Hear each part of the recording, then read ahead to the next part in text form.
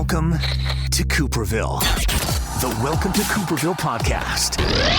Subscribe, get updates, feel better about your life. Welcome to Cooperville.com.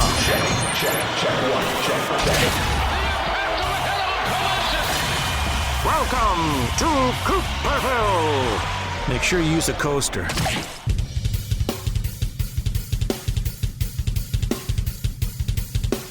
It's episode number 67 of the Welcome to Cooperville podcast. I'm Cooper, and my buddy Dan Beck is going to be back on the show here in just a bit. I'm really excited to chat with him, and I'll bring this up over the course of the podcast, but this will be our third one that we've done together, our first live stream, which is going to be awesome. But it'll be interesting to see from the first time we had our first conversation back in August of 2019. Our last one was in February, which 2020 seemed to be okay at that point in the world, and then March happened. So a lot of good things to talk about. We'll get to all that. Full disclosure, Dan Beck is a man from Midwest Meals and MidwestMeals.com. Proud sponsors of the Welcome to Cooperville podcast. Rotating meals, your macros, everything that you need. It really is single dad, several jobs, entrepreneur, podcast host, all the things that I do. The one thing that I hate doing is dishes and having to worry about calorie counts. And when I know what's going into my body, I feel better about what I can exude, and that's the great thing about Midwest Meals. And of course, you get your order in by Friday at 5 p.m. or by midnight, and then they ship nationwide on Monday. So Dan never stops working. Dude's in there on Saturday whipping stuff up. He's a beast. Promo code is Cooper at checkout at MidwestMeals.com, that website right there, and you get 10% off your first order at Midwest Meals. Violent Gentlemen Hockey Club, also proud sponsors of the Welcome to Cooperville podcast. I'm rocking my Nobody Likes Us, We Don't Care cap today. It's my fave. I have it on my Jeep. I have a banner that hangs in the studio here. It's a life motto. Check out their stuff. They just added a whole new awesome line of women's gear I just saw. I may just buy some just to see how it fits over the shoulders, even though I'm working on them. I'm trying to get the shoulder caps to pop a little bit. But ladies, they have cool stuff for you. You got that hockey attitude, and I'm glad they got a hockey season in so you can kind of carry it through the off season here and hopefully get back to a full dose of hockey in 2021. ViolentGentleman.com, again, the website, and hashtag, or the promo code is Cooperville15 for 15% off your order at ViolentGentleman.com. And we don't get through the day without Monster Energy, the Monster Podcast hashtag. Make sure you are spreading that if you are commenting anything tonight, which, by the way, you can comment, and we'll get to a little bit more of that and how it includes itself into the show. But the new Rain body fuels and the thermogenics, it's basically replaced my coffee in the morning. I still make a cup of coffee. It's really kind of strange. I'll make a cup of coffee. I'll have a sip just to kind of clear the mouth, clear the palate. And then it's really straight to that new Rain, the thermogenics. The red is fantastic. The ice blue, the jalapeno strawberry. It's a weird combination, but it's fantastic. Hashtag Monster Podcast, Monster Energy, proud sponsors of the Welcome to Cooperville podcast. Without further ado, bringing in the man, the myth, the legend, 3-time podcast guest, Dan Beck, my friend. How are you, sir? It's been a minute. It's been more than a minute. It's been what seems to be an eternity since everything that's going on, but everything's been fantastic. How's everything been with you? We'll get into a lot of it. Things, 2020 has definitely been a year of pivoting, and I think you have a lot of great examples about kind of succeeding through 2020, and I probably have some of a different way of getting through without having to completely close your business down, and it's kind of the be in defense mode, and be prepared for what happens next. But no, we've had a lot of great conversations, not just on this podcast. We've done some Instagram live stuff, especially early on in COVID, and then I know you got super busy with stuff. I got super busy with more personal life stuff, but it's definitely been a year to remember. Yeah, absolutely. And I'm actually trying to think back because, it kind of meshes together from doing the lives to the last podcast, kind of where I was at in February and what's changed since then. Because like you mentioned in the intro, in February, everything still seemed cool. It was just, something on the horizon, not a big deal. Didn't really think two things of it. And obviously the year kind of took a different turn. So just trying to think back kind of where my mindset was in February. to where it is today and everything that's obviously changed with it. Yeah, because as a young entrepreneur, a guy who's had has had a lot of success and has been building on that success. I mean, you obviously there's an amount of planning that goes into here's where we want to be at this point. If you're working on something new, a new product or a new way of distribution, or there's always like in a month, in 6 months, in a year. You kind of outline how the future is going to go. And again, a lot of times when you're doing that, actually, every time you're doing that, you're pretty sure that there's going to be strange things that happen throughout the course of a year, but nothing, I think, prepared anybody in any sort of business, any life, in any parenthood, relationship, human being, mammal, even the aliens are like, hey, we dropped the news that we're real and nobody cared. So 2020 really was the biggest wrench that I think, at least in the generations that are existing today, have ever had to experience. So the mindset has to be kind of reactionary almost. Yeah, and really to a sense too, at least in the beginning, in the way that everything unfolded with how the economy responded to it, you had to go into that state. Mm-hmm. But at some point too, this is coming from someone who's not experienced terrible downturns. I was alive in 2001. I was alive in the 07, 08 market crash, but never really had skin in the game. Right. And at some point, during this, thinking back through books that I've read, podcasts that I've listened to of old people who have been through 5, 6, 7 of these, mm-hmm. a lot of times the advice is always the same: is never waste a good disaster, because mm-hmm. there is nothing but opportunity that comes out of this if you're willing to, one, take the initiative to go do it, mm-hmm. but also you have to overcome the fear that this is never going to end, because mm-hmm. At some point it will. Mm-hmm. And I just had this conversation yesterday with a local gym owner. It's the same thing. There's so much opportunity because so many people did the exact opposite, ran with their tail between their legs going the opposite direction. Yeah. I mean, even real estate, for instance, commercial real estate, there's so much open space now. And that's a silver lining of all this, because I mean, the sad reality of this is there's a lot of businesses that will never reopen. But mm-hmm. from the alternative is, if you can weather through it, all of a sudden your options become a lot greater. Yeah, I was reading a book recently, in the last 6 months, The Obstacle is the Way, Ryan Holiday. Great book. I put it probably in the top 5 of those I've either read or listened to.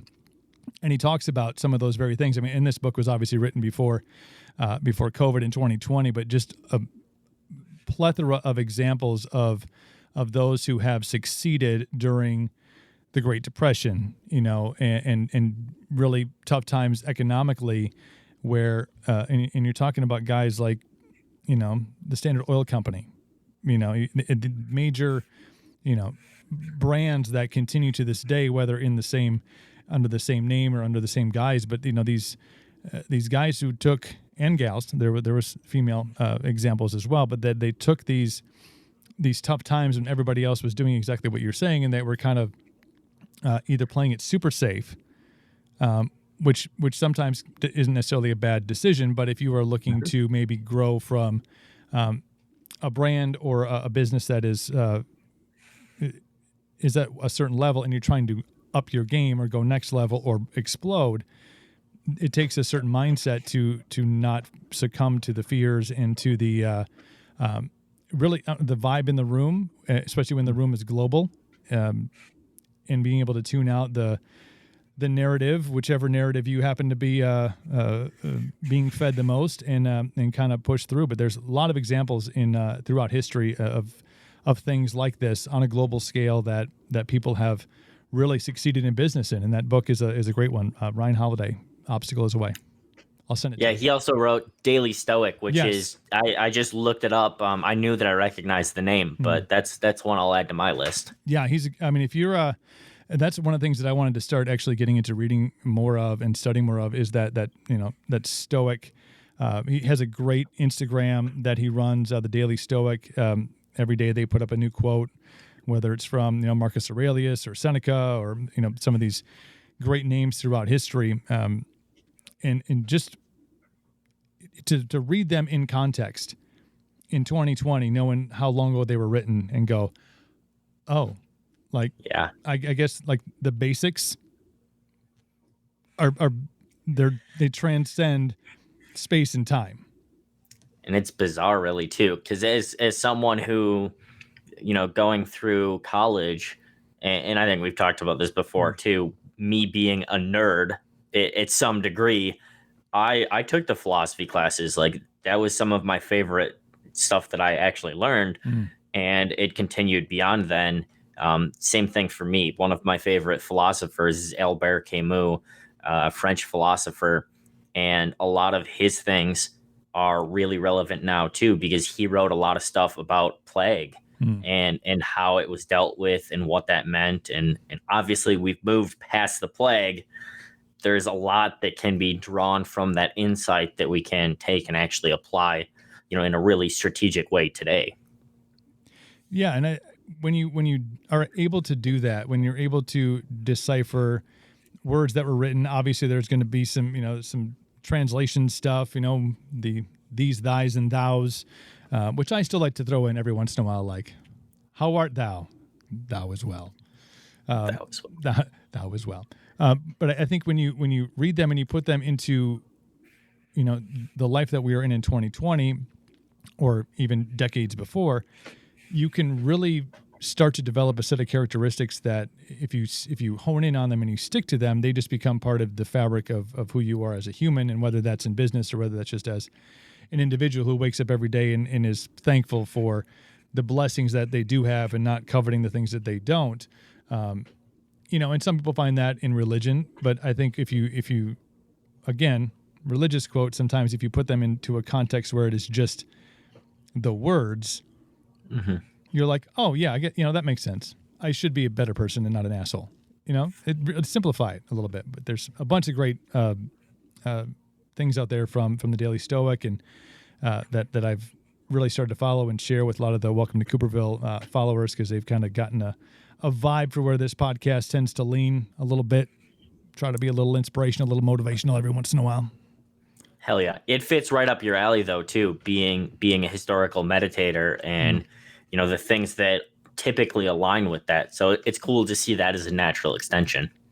Now, as you've gone through, again, in February we were talking, and I'm not even sure we were talking about NutriPrep just yet. I mean, it was kind of one of those things that was bubbling under. Maybe we talked about it off the mics a little bit, but to have this big undertaking, which we'll get to some more of the finite details of, about that expansion during a time like this.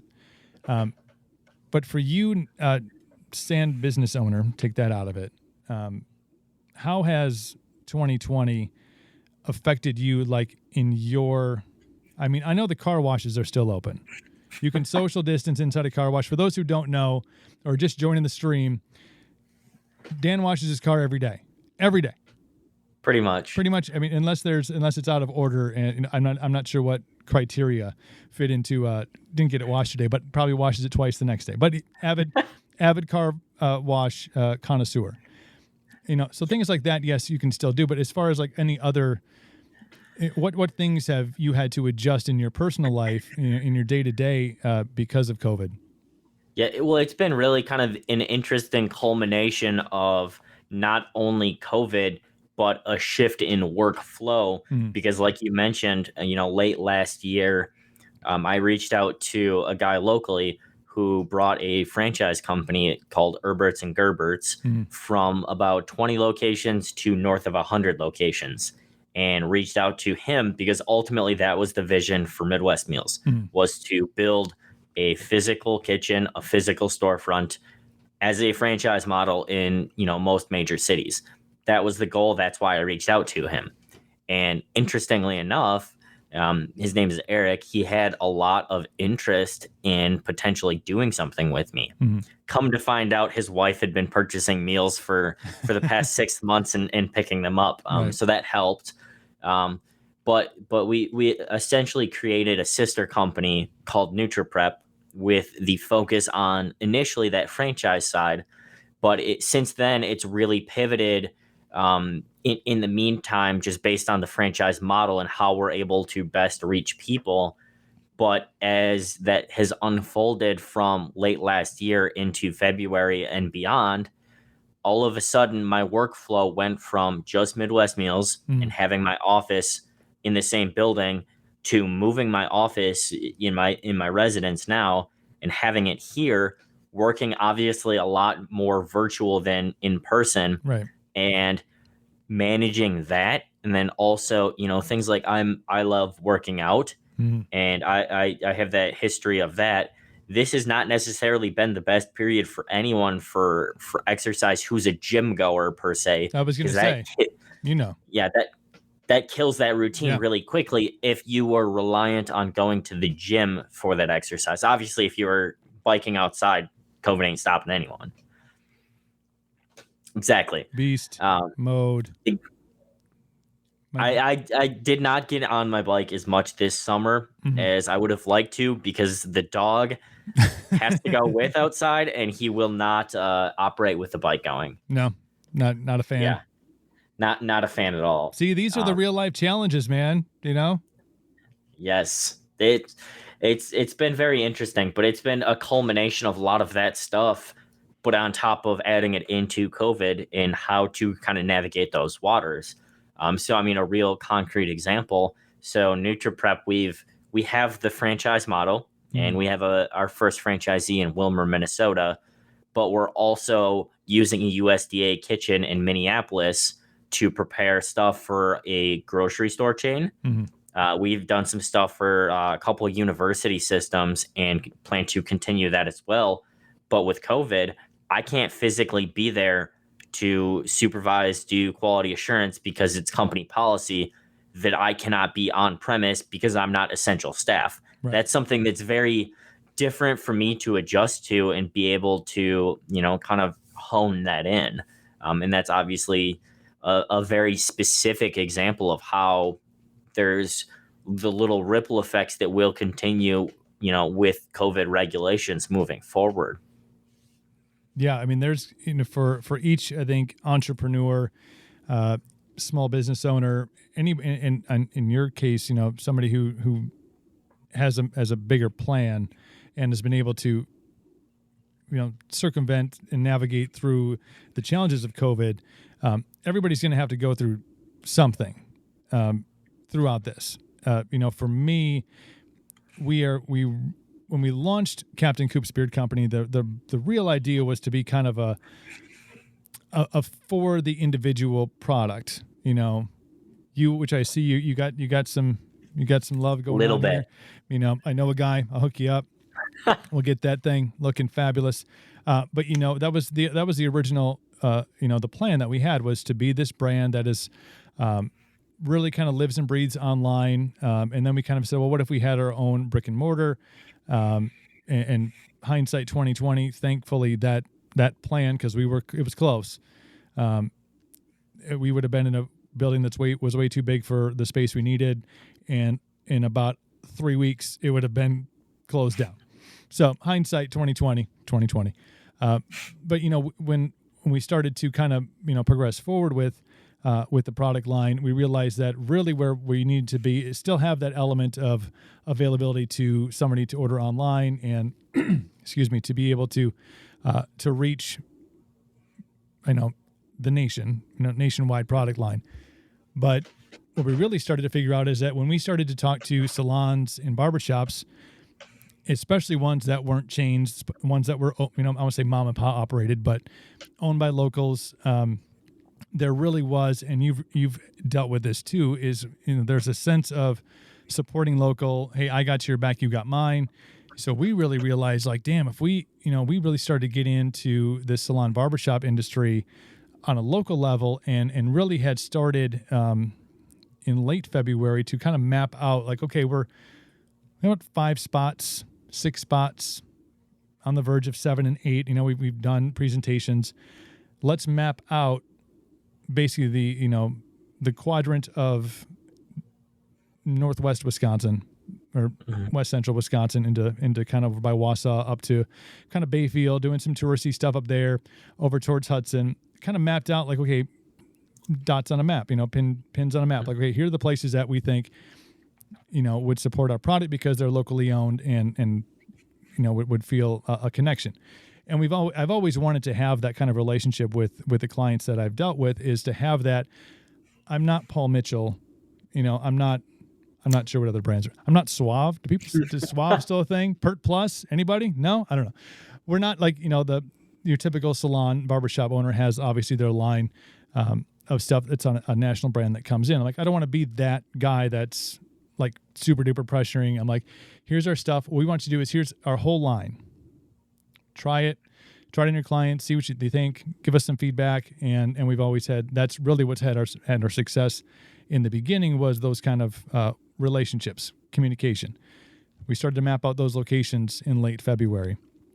Started to plan road trips. Like, okay, so let's stock up on this. Let's go back into production. Now, in the meantime of all this, we have 3 products in dev.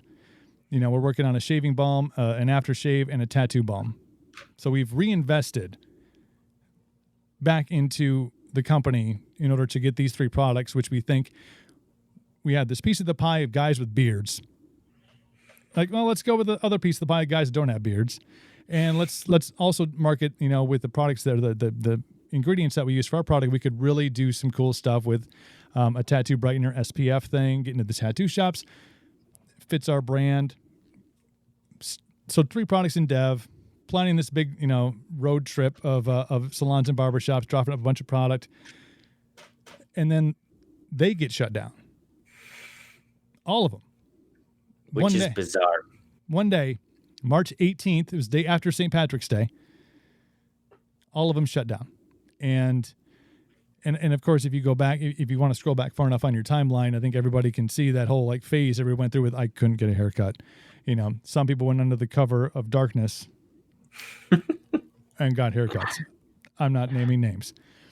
But the toughest part, I think, for that is that was going to be that's the income that comes in that feeds the dev, that feeds back into marketing. Nobody's really getting paid buku bucks at this point. I'm like, oh, cool, now I can finally get that Harley I've been wanting to get for my 40th birthday. 41, it's on the list. But the tough part for that was we shut down development, and we had to shut down production of our line because we had inventory. And then July came and they opened back up.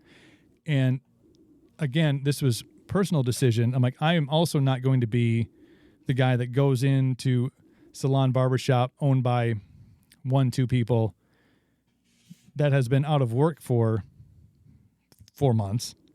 Be like, hey, I know you're struggling to make ends meet, and now you have to deal with all the regulations that are out there where you have to, you can only take X amount of clients a day, and you can't have as many chairs in here, and I know you're not making as much, revenue as you were before, but, please, let's get some orders done here. I didn't want to be that person. So I think that is where, I talked about, really early on in the podcast I said defense, kind of a defense mode, but there is kind of the holding pattern. We worked on some white label stuff. We had some conversations. We actually went in and did some really small development for some other labels that we're working with. So we were working on things, but we knew that the timing was not right for how we wanted to run our business, which is to really, at this juncture, now not quite a year in legally, to go out and be like, get back in and buy our product. They've slowly started to come back. We realized that their clients are also slow to be like, oh, now I got the haircut. I'm not really going to invest in the $20 bottle of beard stuff, So they're right now it's starting the pendulum is starting to swing back the other way. Yeah. Hoping that any new regulations that have recently been dropped have an effect on that. But I do think you have to have an approach of not necessarily tucking your tail, but going, okay, here's how our business model looks like this. We can focus now more on this white label idea, talk to some more clients, and work on that, and maybe less so pressure on, our wholesale clients that are still, I mean, at this point, it's 4 months after they've reopened. They're still not quite back to full cap and running everything the way they used to. So it's a methodology. It's a way to do it. Yeah, and interestingly enough, and to add to that, you mentioned that it's not what I initially mentioned, the tucking your tail and running away. But this is a theme that I had really noticed. So one of my favorite podcasts is How I Built This with Guy Raz, an NPR podcast. And at the beginning of COVID, he did a little shift and he started doing these resilience editions where it's how businesses are actually dealing with COVID and how they're able to come out the other side stronger and even grow with it. But to your point, it's not the, drive the things that are going to put a nail in your own foot. It's cut the fat of what you don't need to do right now. Do what you need to do. And really ultimately, especially in large organizations, you start as you grow. And I've seen this on my small scale as well. As you start to grow, all of these little things that you don't realize that you're doing add up. At 5 employees, I have one software that works great. And at 10 employees, maybe I need to switch it, but didn't cancel the other one. And there's just all this fat that comes with, just time. And it's really just trimming the fat of stuff that you don't need to be doing, the stuff that you don't need to be paying for, that you don't realize that you're paying for. Yeah.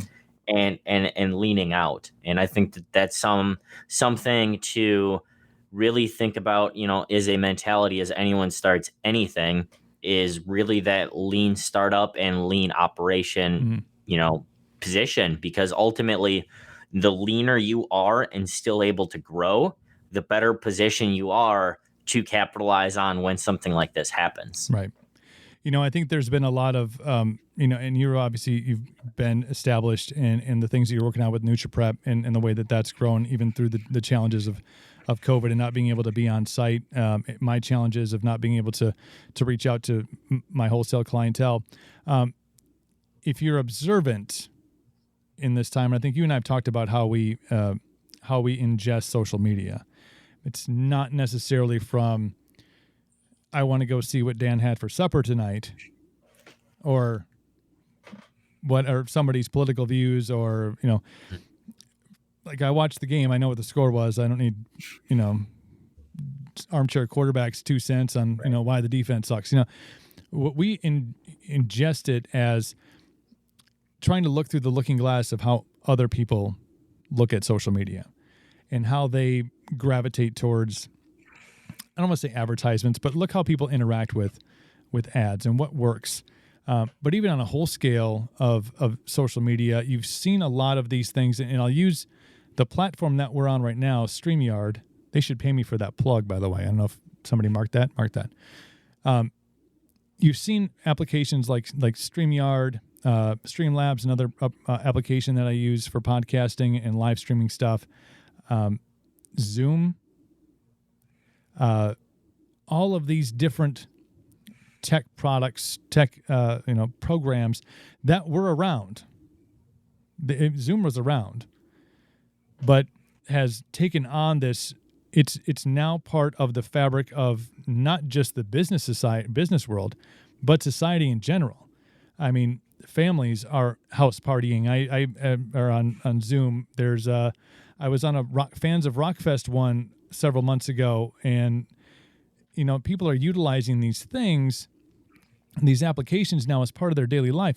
My kid, not necessarily this year because he's doing a lot more hands-on stuff, and they're doing a lot less of the virtual, but the last quarter of his 4th grade year, Google Classroom. I mean, just and it was all set up. Here's his assignments. Here's where the video chat is. If he needs to chat with the teacher, all of these things are set up, and somebody went, I bet you there's a way to monetize this. And they have. So there's something to be said about during these times, there's going to be great opportunity to, whether it's invest in companies. Also, if there's a time for startup, it's really just being observant. And this goes back to kind of the core of starting, if you're going to start a business, like what problem am I trying to solve? I'm trying to figure out, like, what are people having issue with that I can develop something, for you. And we talked about this on podcast 1. This was about, for you, the obesity epidemic. It's not that was the reason. There was a problem. How can we figure out a way and a solution, and really understanding the psychology of how human beings operate? Quick, easy, fast. Don't mess with the system too much. Wow, I have an idea. Here you go. But if you're observant and you can see, like, okay, what throughout COVID are people like going, I can't do this. How can I get this? I don't know. Eat Street, Uber Eats, DoorDash. There's a ton of opportunities that exactly they come out of it.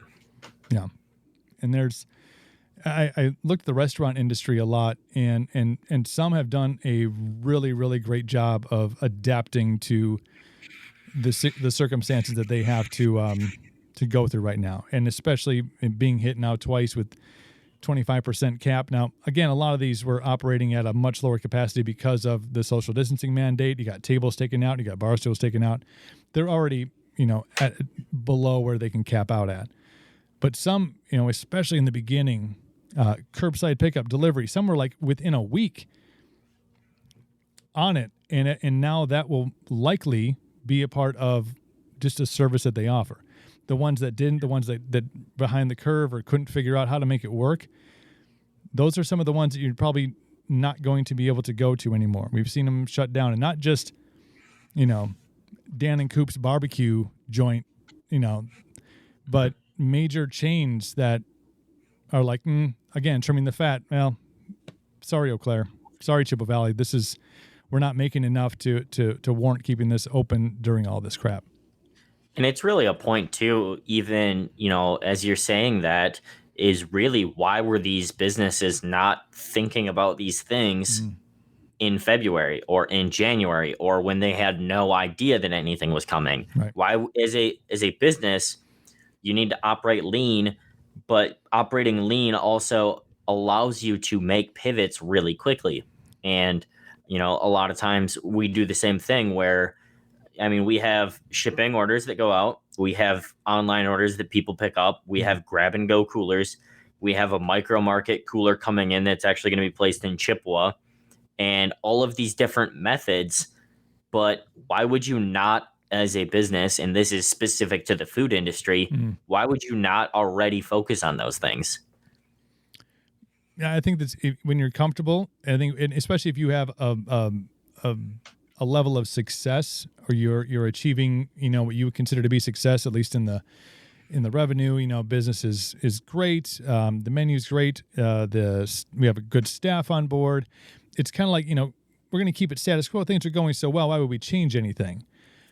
Not thinking like, and having nothing to do with predicting a global pandemic, because that's tough to do. But you don't think about, man, how could I really, and this goes back to super serving your customers. How can I really super serve that person? I'm 40. Do I like going to restaurants? Yeah, about 4:00. That's my window. Get me out any later than that, I turn into a pumpkin. I'm kind of Cinderella-like. But man, I as much as on the nights that I do eat not Midwest meals, usually Sundays, because Saturday's the cutoff day. But when those nights come, it's like, can somebody just make it easy? This goes back to ease and convenience. I got 90 million other things going on. Single dad in it, trying to navigate business, trying to navigate podcasts, trying to navigate jobs, trying to navigate, relationship. Like somebody should have thought how to make this easier for me. Think customer first. Yeah. And I think that's where the in lies the problem, is that people don't think about that. They're like, well, this is good. We're successful. We have a happening joint. People come here for our famous Friday fish fry, Saturday prime rib, our Tuesday taco bar. They have their things. They've set them up, and they'll tweak those. They'll tweak those things, make it easier, but not to the point where they're going, man, if we had delivery service or curbside pickup, or we made online ordering,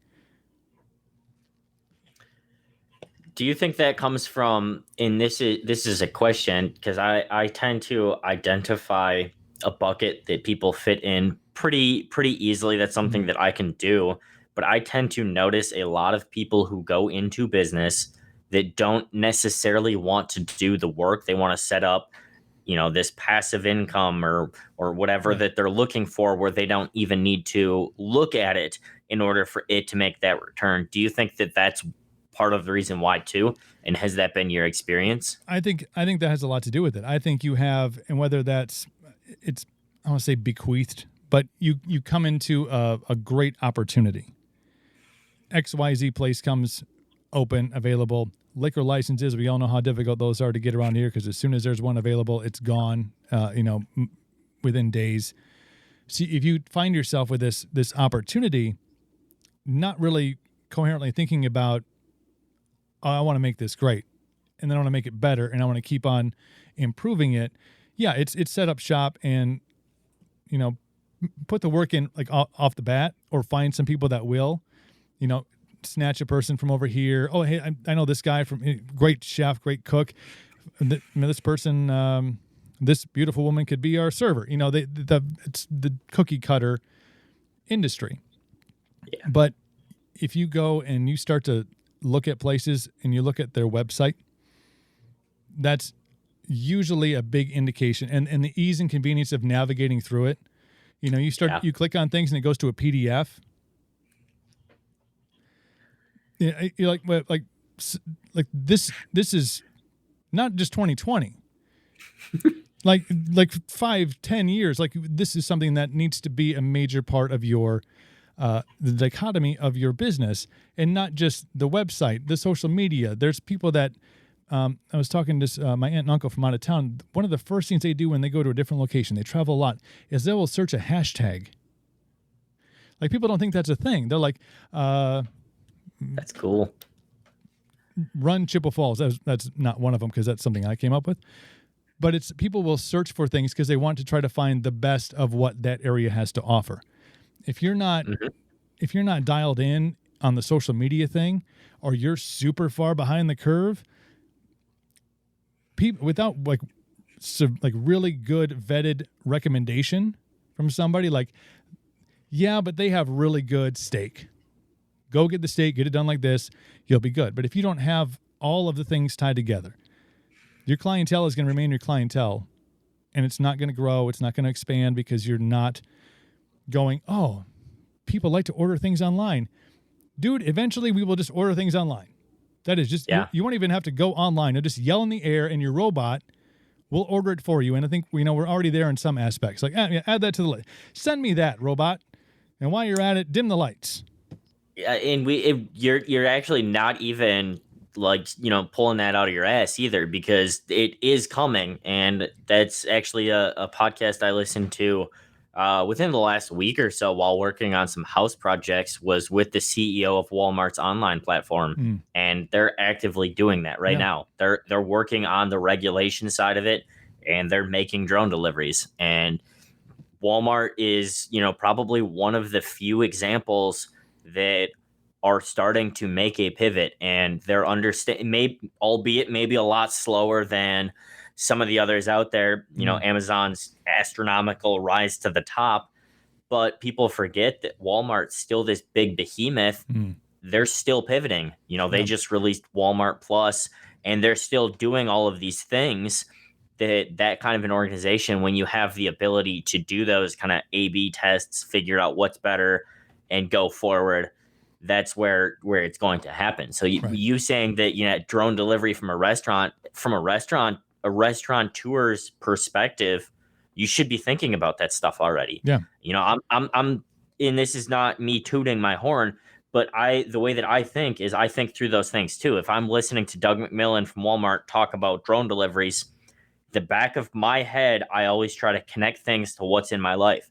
So I'm like, okay, drone deliveries are going to be a thing that Walmart will likely be implementing in the next 5 to 10 years. How can I take that technology and make my local delivery from someone manually running it into a vehicle to, on Monday morning, a drone drops off your food at your front door? Right. What are those steps? And I think that's the opposite way of thinking of somebody who is, again, we talked about just getting into that for that passive income, doesn't want to work on it, doesn't want to connect all of the dots that, yes, you do have to have a quality product. You have to have a quality. The food has to be great. The presentation has to be great. The staff has to be great. The ambiance have to be great. Even if you have all those things perfected, which does take work. But if you're not connecting the website dots and the social media dots and the innovative dots, you could maintain for a while, but somebody is going to be out there thinking about the things that you just mentioned, about innovative ways that but it's Walmart, but that's not how it's done. Right. Well, that's not how it was done. Things progress natural. We don't do it that way. We want people to come in and sit down and, well, great. Well, when you go from having a full dining room and now regulated to a 25% cap room, whatever, to why are my numbers dwindling? You're going to see that more after COVID, because people are going to go, well, shit, I don't have to get dressed up, find a sitter for the kid. I worked all week and now I have to go out and I know if I go out, instead of buying the 12-pack of beer or, buying a 6-pack for $6 or $10, I'm going to buy 4 beers for $5. People will start to and have started to think that way. It's so much easier for me to just go, hey, robot, I would like this food delivered to my house, and I want fries with that, or I want it medium. People are going to are becoming accustomed to all the companies that have really not taken advantage of COVID, but been like, how can I super serve the customer right now? And that is make it simple for them. They're trapped inside. They want to not make dinner every night, bring it to their house. They want to, you gotta think that way. Otherwise you're not playing the long game. And the long game is a conversation that you and I had on your podcast. I think last year, was it this year? It all runs last year. It's, if you're not in it for the long game, you're going to think in very short intervals. And every time you maybe get to a step where you have to make a decision, you're already behind the curve. You're already 6 months, a year, 2 years, 5 years behind the person that's already doing it. Like, oh, people really like that XYZ company does that. We should think about doing that. They're already doing it, and they're already taking your customers. Simple. Exactly. You should write a book. It's interesting. Something I just picked on too that you just said, that thinking ahead, 2 years, 5 years, 10 years, that's something that I necessarily did not do as a young person going into business. I thought ahead in what I thought compared to other people that my peer group. I was thinking ahead compared to them, right, but I wasn't thinking ahead to where I want to be in 10 years. I was thinking, how do I go from, getting set up in a shared commercial kitchen to building a kitchen to XYZ? I should have been thinking, how do I sell 1 million meals per week so that I can ultimately fulfill the thing that I'm setting out to fulfill? Because there's this disconnect between, you want to solve a problem, whether that's food related obesity, whether, even like a beard product. If having a well-groomed beard makes you feel cool, that is awesome. That's a problem to be solved. Right. But as a young person who went into that mindset, a lot of times you don't think, what's my life actually going to look like in 10 years? What do I need to be doing now to figure out that I'm on track for 2 years and down the road? And we talked about that kind of the first podcast as well, right, is, casting that really wide vision net, then bringing it back until you can have some sort of a daily action step to get there. And I think there's a lot of, and I've dealt with it. I mean, I was, again, I wasn't in business. I really wasn't in a business mindset for the majority of my life. And it was, until I was 18, 19 when I first got into radio, and then, damn near 40 when I got out. So that thought process at scale was not on my radar. So in the last almost 2 years, I've had to develop these things and to get over a lot of stuff. And I think, fear is always going to be a presence that you can either push through or it keeps you down. And I've dealt with that, fear of, I don't want to say putting myself out there as like the spokesperson for my brand, which I've been more apt to do now because I realize that there is some cohesion to what I stand for, what my brand stands for. Making phone calls, going into clients, doing all these things. I think there's a lot of, especially new into business, that you're like, this is super cool and I'm super driven and I'm really excited about the things I'm doing and I have these goals in mind. And you can come to a crossroads and fear stands in your way and you go, I really want to get there. That's the spot I want to get. But man, there's this big ball of fear that's standing like I have to do this. I have to break through this wall. And that's another great reference to the obstacle is the way. Ryan Holiday talks about there's a boulder in the way. And if you go around it, you're not going to reach your destination. If you try to go under it, you're not going to reach your destination. You literally have to go through it. That is the way. The obstacle is the way. Okay, how do I get past this fear, this thing I don't necessarily feel comfortable with? How do I do it? It's taking that step back from that boulder and being like, you know what? I got to figure out a way through it. And this, COVID has definitely added an extra boulder on top of that boulder because now you have whatever fear that you have or whatever obstacle is in your way. On top of it, now you have rules, regulations. You have a very fiery. I think fiery is an understatement. The tone of the country seems to be a little fiery. I feel like perhaps I just made the understatement of the year right there. Note it, quote it, make it a thing. But you have this now on top of this fear, on top of this obstacle, you have now this other concern of like, shit, if I break this boulder underneath and this other boulder comes crashing down, however I decide to handle keeping this in the air or pushing it off to the side to get through it, there's a likelihood that you could, I don't want to say piss off, but people are so sensitive right now. Like, they're going to, no matter what you do, you're going to have somebody or you're going to have a group that is pushing that boulder down on top of you. And really for no just reason, except for really they have apparently nothing better to do. So how do you get, push through the obstacle that you have to get through? Now you have this COVID and you have the political climate and you have the race climate. You have all these other things that are going on. You're like, but I think it gets easier too. Yeah, as you push through that first boulder. I mean, I remember very, very specifically coming out of college, thinking through the fear of having to tell my parents that I wasn't going to go get a job. and that was something that seemed so small, and it really came back to me as one little tipping point that you can start to build this snowball. And from there, then new obstacles seem less and less, that it's not really a big deal. Even going into business, at the beginning, the get-go, I used basically everything I had saved working through high school and college to buy a couple of commercial coolers. And all of a sudden, one cooler went down and I had $1,000 repair bill. And it seemed like this, like, oh, it's over, done. Yeah, all right, throw the towel in. Versus, I mean, even through COVID, we just spent $100,000 on 3 machines that put a piece of film on the meal.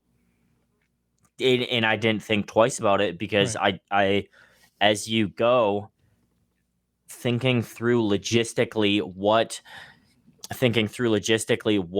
that implication is, it becomes a lot less scary. And you start to realize, people are doing exactly what you're doing, but with 100 times the risk and 100 times the reward. Yeah. And if they can get through it, likely you can too. And I think once you get through that first challenge, I mean, you talked about the $1,000 bill and how much that weighs on you. I mean, same thing. You get these things, or something breaks, or something doesn't work right, or you have to go back to the drawing board on stuff. And now you look back and it's small. I mean, it's nothing compared to what you have to deal with now. But getting through that first challenge and not throwing in the towel and not tucking your tail and not running away from it, figuring out a way to be like, okay, well, this was unexpected. This sucks. You don't tail off a whole lot into like, shit, with that $1,000 we could have. You go, okay, we're going to take care of this because we need this to make this work. Those decisions, when things like that happen, get easier because you've dealt with them. You've dealt with equipment breaking, or, in things as small as like customer reviews. Someone said our food sucks, or your beer product sucks, or it smells like. Those people can be very sensitive to words too, and not just bills and broken equipment. They can be like, oh no, one person doesn't like my stuff, so I can't do this anymore. I cannot handle the criticism. But once you get, you look at even people who are on a celebrity scale, who have so much hatred spewed towards them for things that they say, things they do, things they wear, things they think, things they hang out with. It's like they have gone through that since the get. In business, you're going to go through that shit from the get. And I think you get to a point, and I'll reference this, and it's it's country, so it may not resonate with you. Morgan Wallen is a country artist. I think he's fantastic. Scheduled to perform on Saturday Night Live this weekend. Okay, so, and this is, again, I would handle things differently, but I'm an asshole, so don't take my advice on this. So he's scheduled to perform. Obviously, they're running the promos for it. He's done the thing. He's got the whatever, social distance hosting, whatever. And so the video emerges of him like last weekend, like in Tuscaloosa, Alabama, at some house party, not social distancing, drinking massive quantities of Jack Daniels, making out with random chicks. Okay, so this video comes to light, and SNL says, "Well, you're not social distancing, so we're pulling you from SNL." Big opportunity for a guy. He's still going to be successful. But he goes on, and obviously in that genre, which is really weird because most of it's about like drinking and making out with chicks. So I don't quite get it, but whatever. The negative feedback spewed towards him. How could you? He's not married, so whatever. But this is just inappropriate behavior. This is unacceptable. COVID. Da, da, da. And so he comes out and does what some celebrities do and gives the heartfelt apology. I need to find myself. I need to change some things. And I was like, dude, I would have said, fuck him. Like, okay, I don't get to do SNL. This is who I am. That's obviously who he was. You have to be able to be who you are, run your ship the way you want to run your ship, and not succumb to comments, broken coolers, bad reviews. You got to just be able to, No, I think that you and I are the same thought process. That if that were myself, and I say this in a situation, not being in his situation, maybe I would apologize and be completely opposite. But the way that I like to think that I would handle it is exactly what you're saying. Yep. And two things kind of are coming to mind from that. One specifically, and we chatted about this in the first podcast about Andy Frisella. That was his entire MO, building his social media following, is, hey, I'm not for everyone. If I piss you off, don't follow me. If you piss me off, I'm blocking you. We don't need, the world is big enough that we don't need you don't need to be all things to all people. Exactly.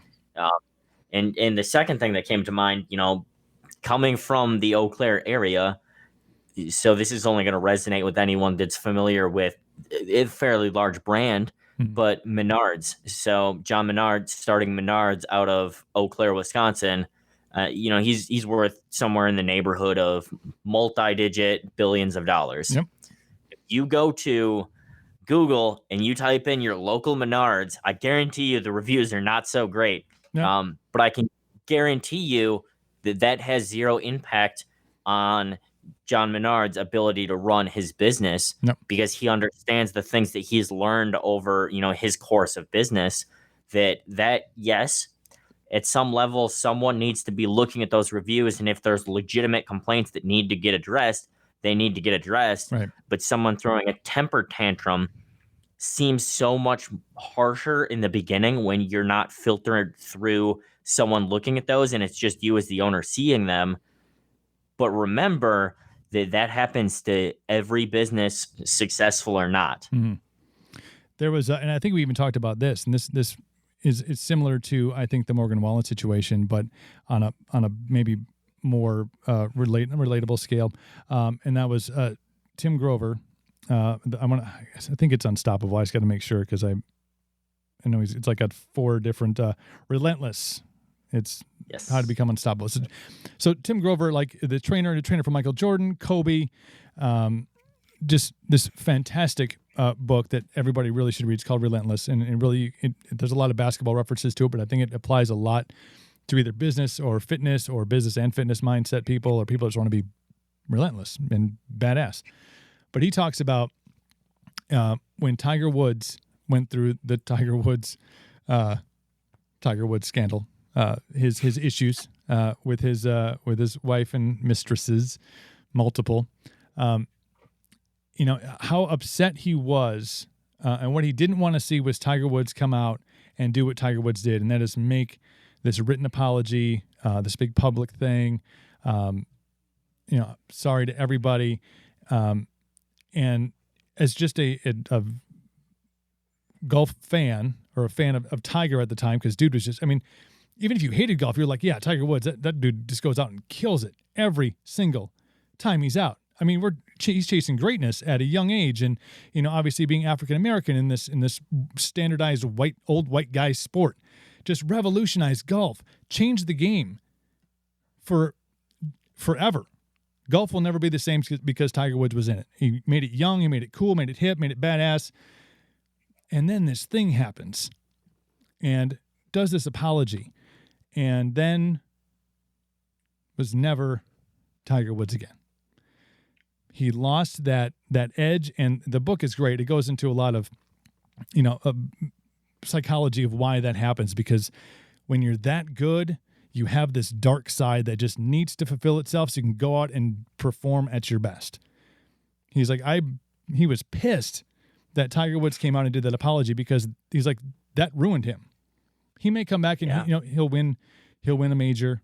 He'll play the Menards Open and and win that, and he'll do a bunch of cool stuff, and he'll still be Tiger Woods, and people will fawn, but he's never going to be the athlete, the not even athlete, physical athlete, the mental athlete that he was until he went out and made that public apology. He stepped on his wife.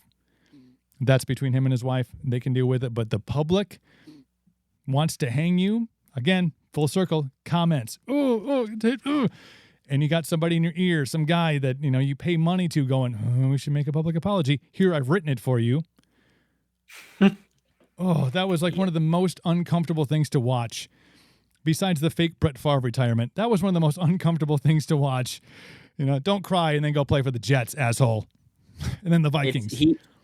He dyed his hair blonde, and now he's repping a CBD company in Green Bay, I think, which is funny to see. When all else failed. Yep. And Brett Favre went through the same thing. The same had the thing with the Crocs and the picture with the girl from Florida State, But the same thing. I'm sorry. All right. Well, But no, I do think that you talk about getting through those kind of things, whether it's public feedback, negative reviews, you've got to be able to push past those things, because eventually making that $1,000 bill payment to get your shit fixed or get a new refrigerator. Now it's like, this needs to be done. Right. In the grand scheme of things, it's something that you had to do to continue on. And all of those individual things are places where people quit. Just don't quit. Yeah. You gotta keep going through it. And it's tough. It's tougher now. It's tougher in 2020. Who knows what 2021 will bring? Because I do think you are going to see, everybody wants to get back to normal. I can't wait till life gets back to normal. There is not going to be a normal that was 2019, There never is. We always progress. But now, man, I can't wait till things get back to normal. There's not going to be a normal. This form of communication, I mean, Dan, I could have had you in my studio tonight. We could have sat down here and shot the shit for hours on end. But you didn't have to leave your house. I can still like throw things at my kid when he comes in the studio, like, stop. I can still do that because technology, the world will adapt and cater to people during these times. Food delivery, all the things that we now are like, oh man, this is super nice. Like, of all the things that suck, like, this is super cool. Like, we can do this. Like, I can, the house party app, I chat with my mom out in California. She's been, fires and shit that she goes through. And I'm like, I love talking to you, but if you don't want to deal with fires, don't live in California. But move out. Yeah, it's pretty simple. But the capabilities to communicate, to run business, a lot of the business platforms that I'm on, like Shopify has done some great things, some incentivized things. They've really upped their game because of COVID, things that will always forever be implemented as part of their program. And integration, all these things are going to be different. 2021, 2022, the future is going to have changed because of COVID. Mentalities will change because of COVID and things we had to get through. So this go back to normal thing, you got to be thinking that, okay, what's the new look? What's the new normal? And I think too, even to add to that, this is a time to be hyper vigilant of people that are doing things really well in response to COVID, people that are adapting to the new ways that we're doing stuff, people that are, pivoting their businesses entirely and serving the customer the best, because those are the people that you want to be surrounded with. Those are the people that you want to be able to emulate what they're doing so that the next time COVID happens, you're ready to really take advantage of, that silver lining of it. And I think, and I'll I don't want to say shamelessly plug, but I think it's time that the Young Bucks podcast or YBP2, V2.0, whatever. Dude, I've never seen, and I've been doing podcasts for almost 2 years now, episode 67. I've never seen more gravitation towards this platform. And I know it's been huge. I mean, it's obviously huge in bigger markets. I mean, you got, the Rogan deal that went down with Spotify that pretty sure I predicted. I said, at some point, somebody's going to go, pay that man a bunch of money and make it exclusive. And it's like it happened. Actually, I think Gary Vee mentioned it and then I stole it from him. But I've seen, I've seen more people. I mean, I'm doing some different stuff, moderating podcasts, doing the editing, doing the publishing, writing all the stuff, show notes, all that things for other people who really know that podcasting is a huge platform to reach a very specific audience. But people don't want to have to buy the equipment. They don't. I mean, you went through that. You've bought equipment. You've had set up. You bought different equipment because the first round wasn't what you wanted it to be. But and now there's other people that are like, hey, I'm thinking about for my company starting one, and we're wondering if this time to get. I saw volume 1 is getting into the podcast game. Absolutely, it's on my list too. Now that we're starting to kind of culminate on the NutriPrep side, where we have these machines up and running. Out of the USDA facility, they're steaming and rolling them out every week.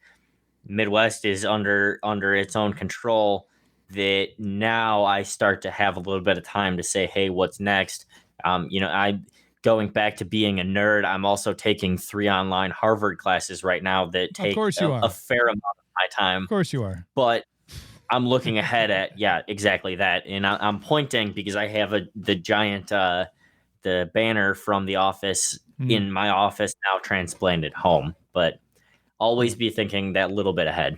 No, I think it's fantastic. And there's the one thing that I do miss is when I go to pick up my meals on Monday, you're not there. You used to be there, hands in the dirt, throwing boxes around, like, hey, Coop, what's up? Like, now shut the hell up and get out of my way. I got to finish my work. So I do miss, being able to see you on the regular. But I know that's because as the owner, as the boss, as the CEMFO, and the expansion and the things with NutriPrep, you have to be able to relinquish the responsibilities because you do have a great staff that you trust to handle the things that you used to be hands-on and handle, because you are growing and the level is getting higher and the expansion is getting to this fantastic level. And I'm just in awe because you're like fucking killing it. And I appreciate it. I always do. And people tell me that too. And, I've mentioned this to people close to me. At some level internally, I still feel like I'm completely failing everything. Yeah. Because that's my personality. Anyone that's Myers-Briggs people, I'm an INFJ, which is the 1 to 2% of the entire U.S. population. Very, very small. But with that comes not necessarily like a perfectionist mindset, but this mindset where I think through, these things like, hey, all right, we're using this USDA facility in Minneapolis. All right, we have a grocery store account. We have a C-store account coming up, some universities.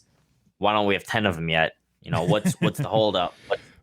Why are we not 10 of these in yesterday? See, but I think that is such an entrepreneurial mindset, that growth mindset, that this is great, that's better. You mentioned this, like, I'm here, but here's where we're going. Success. If you lie on your successes and you go, look at all I've accomplished so far. Look at where I stand on this pile of Midwest meals. It's amazing. I'm 8 feet tall, bulletproof. But I think if you always have that, yes, I respect the places that I've been, but this is just like the stair that I'm on right now. This is great. You're doing great. And all the smoke is great, but we're still progressing up the stairs and stuff. So I think there's a lot to be said about having that constant growth mindset. Like, this is great, but it's not enough. Right. What's up, D Price? Look at this, man. That great haircut from Dustin. Just jumped on. No. Hey. Who is Dan Beck? As you can see, he was a smart one, and he put it right on his name tag identifier right there. He's on the Instagram, of course, Midwest Meals, proud sponsors of the podcast, full disclosure. It's been nothing but fantastic for me and everybody I've told about it. So thank you for starting that. And again, from a place that you had a goal in mind. You knew why you saw the problem, you knew why you wanted to start it, and you have, and now you continue on with your success. Make sure you check out MidwestMeals.com and NutriPrep coming to a store near you, man. I got this feeling I'm not going to be able to avoid it. You're walking by your fucking display in all these stores going, actually, you know what? No, I'll just be telling my robot to have your drone deliver my shit to my front door because I'm sick of driving around and picking that stuff up. And no. I know, man. Now we're talking the right language. See, I know. Innovative. Always out there, brother. Hey, I appreciate you and the time, and definitely stay in touch. By the way, if you were listening or watching the podcast, thank you for tuning into the live stream on all the platforms. The podcast will be released later on this evening on all platforms, and you can follow that. Just search Welcome to Cooperville, and you'll find it on. We just actually got on Amazon and Audible. They just jumped on the podcast platform as well. See, I'm telling you, shit's blowing up. Getting there. Hell yeah. I appreciate it, Coop, as always. Thanks, brother. Let's get together in person sometime soon. How about that? Amen. I'm always game. Take care of yourself, man. He's out.